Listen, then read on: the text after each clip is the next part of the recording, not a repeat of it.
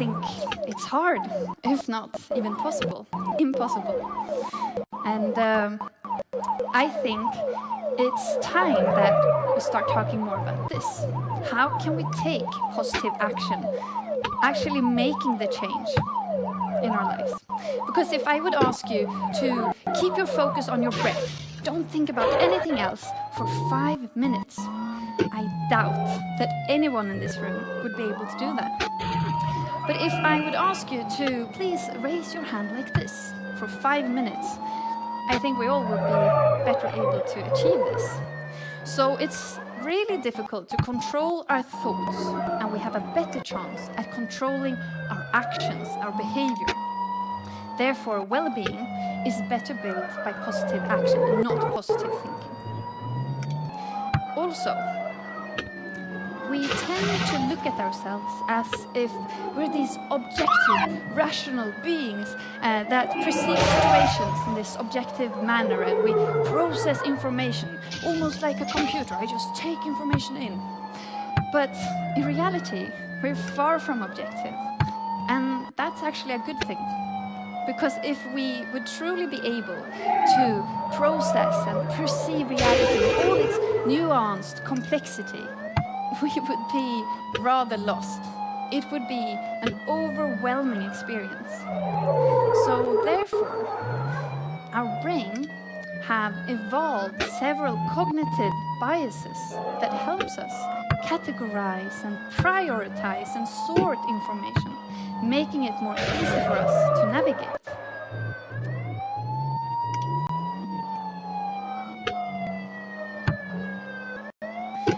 But these cognitive biases, this sorting and prioritizing, is really affecting how we perceive life, how we perceive different situations. And I'd like us to explore this further in a little thought experiment. So I invite you all to think back at the last time that you had an evaluative conversation with your boss or manager. And I'm quite sure that you got to hear a lot of good things.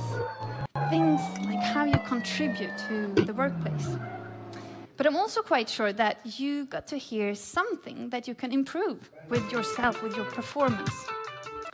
And once you leave this conversation, what do you think that your brain thinks is the most prioritized information? All the things that you do really good, or the one thing that you should be improving? Well, if you're somewhat like me, it would definitely be the latter. And this doesn't really have anything to do with how my brain works. This is actually a pattern that's been shown among people. For example, Teresa Amabile is a professor at Harvard Business School. She did a diary study where she got to read people's diaries to explore how they experience everyday life. And she saw a pattern that the negative effect of a setback was more than twice as strong as the positive effect of a success. And the same thing goes with money, that we feel way worse about losing an amount of money than we feel happy about gaining the same amount. And if you would receive a compliment from a coworker and then a complaint from another coworker, these two comments don't neutralize each other. The complaint would definitely leave a stronger emotional mark. So now we need to ask ourselves why. Why do we carry this emotional asymmetry? Why do we have this preparedness to experience unpleasant and negative emotions? And to understand that, we need to understand the context, environment where our brain has been evolving for so many years. Today, several studies say that we have evolved a negativity bias, which helps our attention to be drawn to unpleasant or possibly threatening information. And this was really good back then and there, when we were at the savannah fighting for survival every day. But today, here and now, this definitely affects how we perceive our life, how we perceive our relations, our workplace, our own performance. and ourselves. So to simplify this a bit, one could almost say that your brain is concerned that you survive throughout this day. It's less concerned that you're a happy survivor.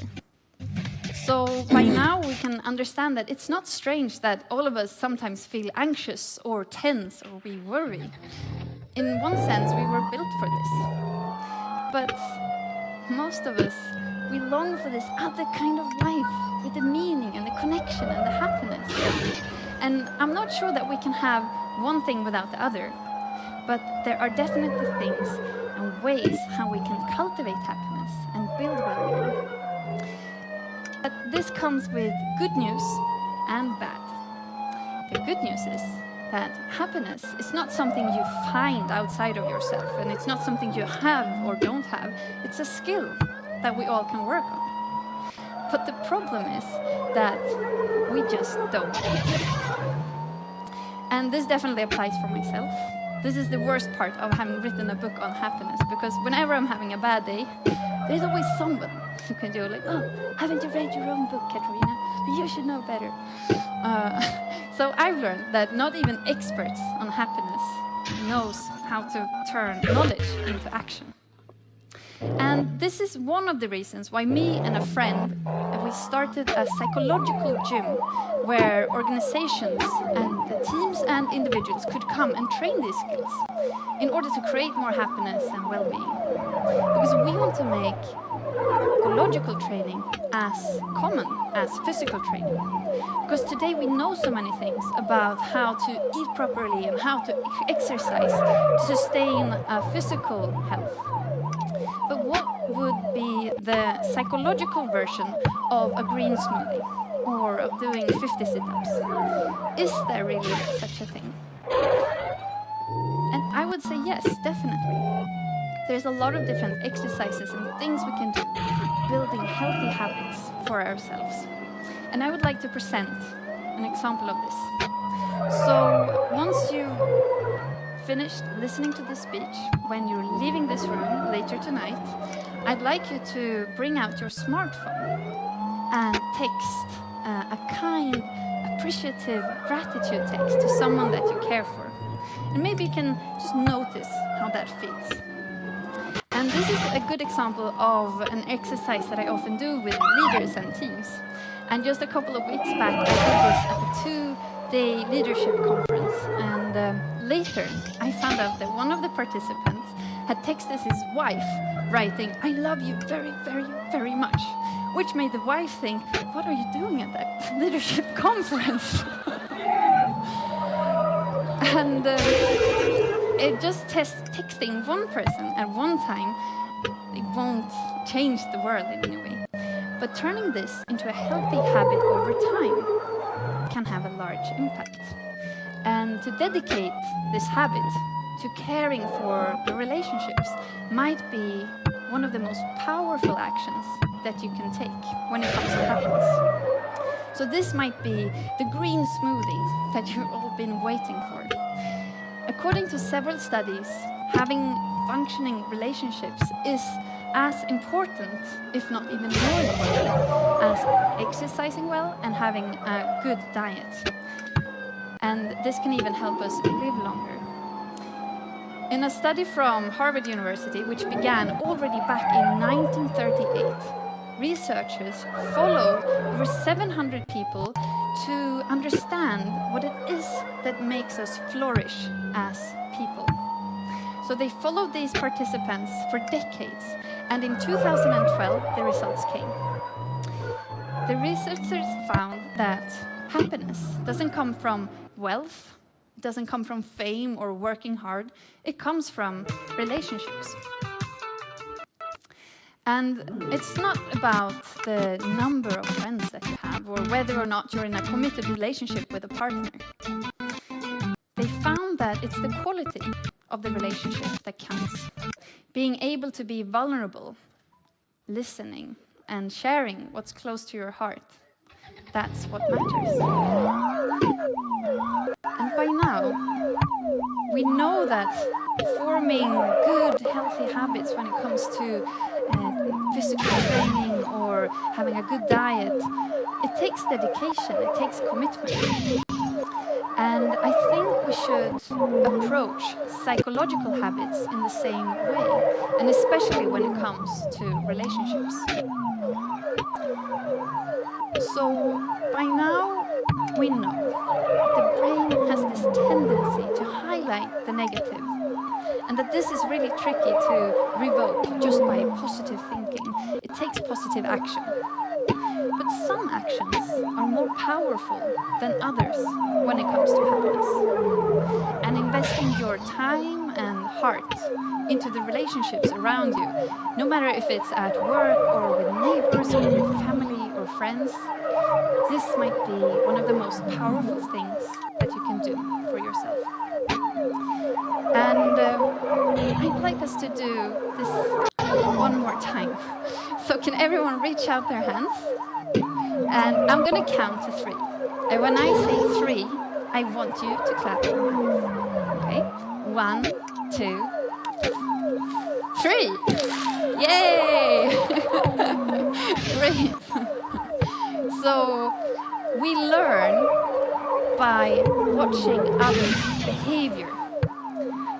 You've just seen me do this 2 times, and already so many people changed their behavior. So the more you can turn this talk into action by being more understanding and caring, not just towards others, but also towards yourself, I think that others will follow your example and do as you do. And the people outside of this building, they won't know what just happened. They won't know what changed. But we know that it was here, in this talk, that everything started. Thank you.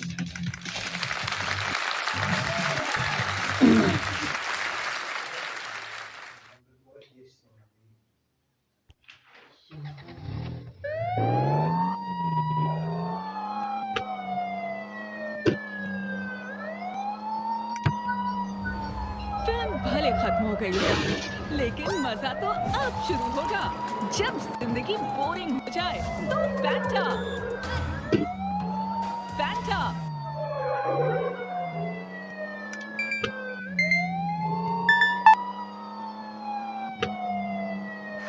Thanks.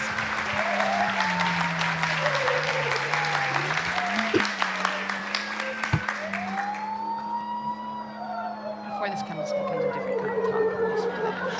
All right, I want to see a show of hands. How many of you have ever unfriended someone on Facebook because they said something offensive about politics or religion, childcare, food? And how many of you know at least one person that you avoid because you just don't want to talk to them? You know, it used to be that in order to have a polite conversation, we just had to follow the advice of Henry Higgins and My Fair Lady, stick to the weather and your health.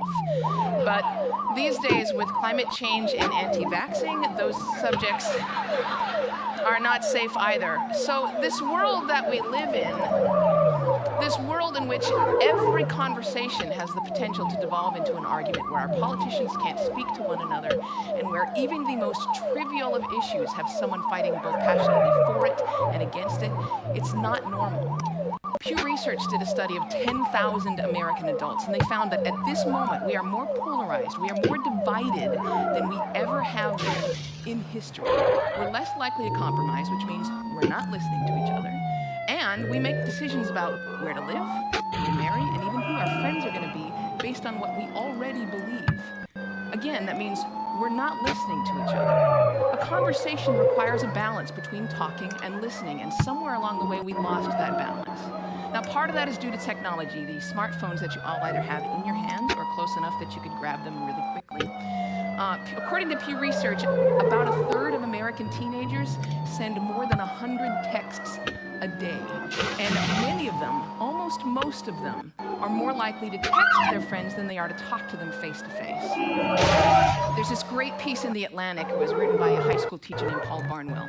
And he gave his kids a communication project. He wanted to teach them how to speak on a specific subject without using notes. And he said this: I came to realize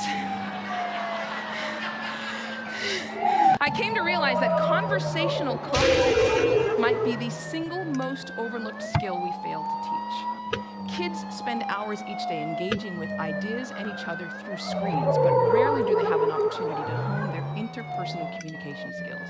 It might sound like a funny question, but we have to ask ourselves, is there any 21st century skill more important than being able to sustain coherent, confident conversation? Now, I make my living talking to people. Nobel Prize winners, truck drivers, billionaires, kindergarten teachers, heads of state, plumbers. I talk to people that I like, I talk to people that I don't like, I talk to some people that I disagree with deeply on a personal level, but I still have a great conversation with them. So I'd like to spend the next 10 minutes or so teaching you how to talk and how to listen. Many of you have already heard a lot of advice on this. Things like look the person in the eye, think of interesting things, topics to discuss in advance, nod and smile to show that you're paying attention. Repeat back what you just heard or summarize it. So I want you to forget all of that. It is crap. There is no reason to learn how to show you're paying attention if you are, in fact, paying attention.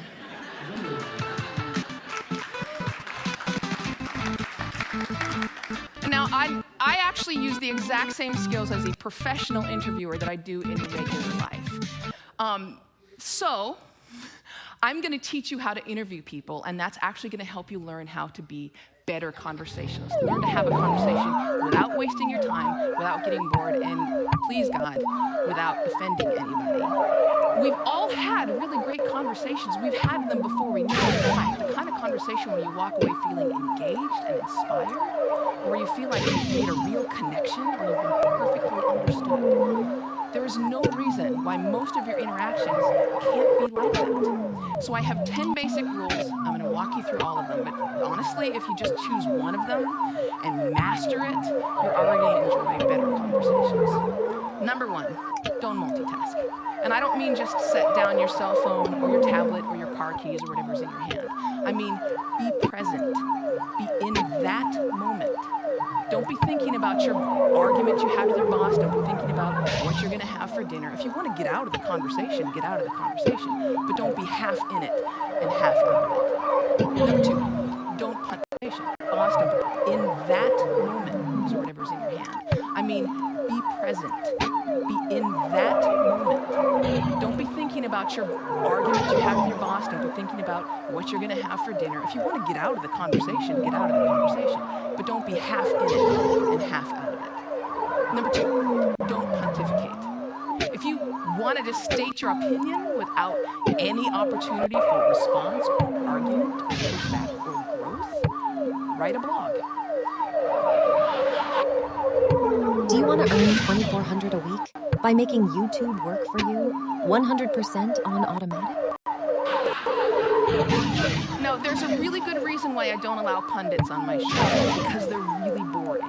If they're a conservative, they're going to hate Obama and food stamps and abortion. If they're liberal, they're going to hate big banks and oil corporations and Dick Cheney. Totally predictable. And you don't want to be like that. You need to enter every conversation assuming that you have something to learn. The famed therapist Eb Scott Peck said that true listening requires a setting aside of oneself. And sometimes that means setting aside your personal opinion.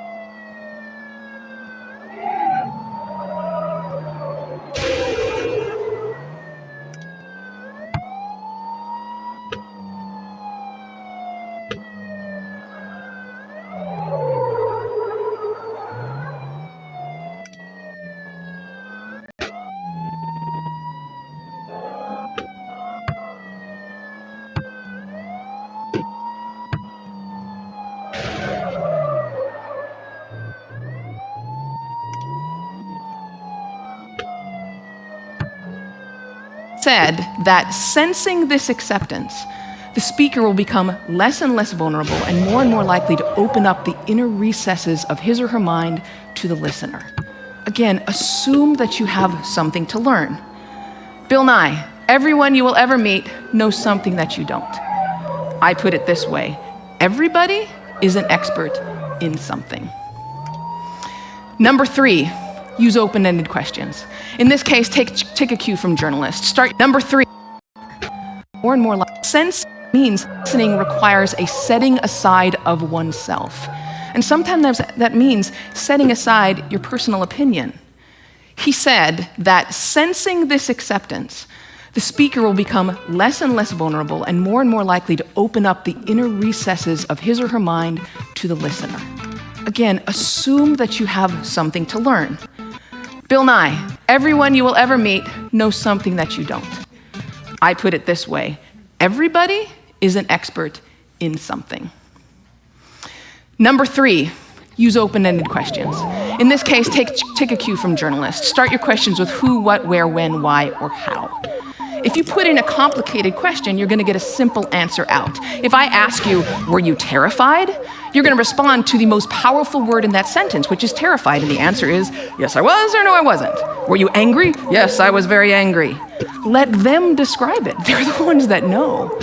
Try asking them things like, what was that like? How did that feel? Because then they might have to stop for a moment and think about it. And you're going